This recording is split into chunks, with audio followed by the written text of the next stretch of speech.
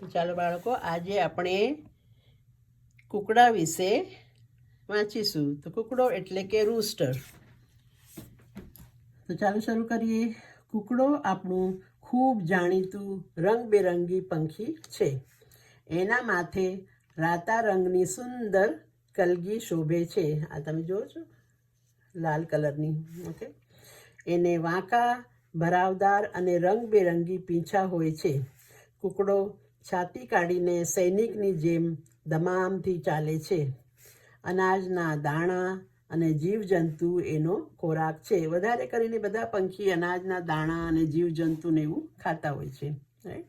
કૂકડો મોટા ભાગે મરઘીઓના ટોળામાં ફરતો દેખાય છે. બીજા કૂકડા સાથેની લડાઈમાં એનું સાચું જોમ દેખાય છે. ઘણી વખત આપણે બે કૂકડાને લડતા જોઈએ છે. ઓકે, પરોઢ થતા એટલે સવાર થતા એક કૂકડે કૂક અવાજે સૌને જગાડે છે.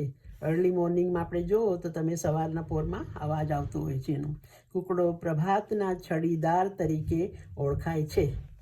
તો આ હતી કૂકડા વિશેની વાત. ફરી મળીશું.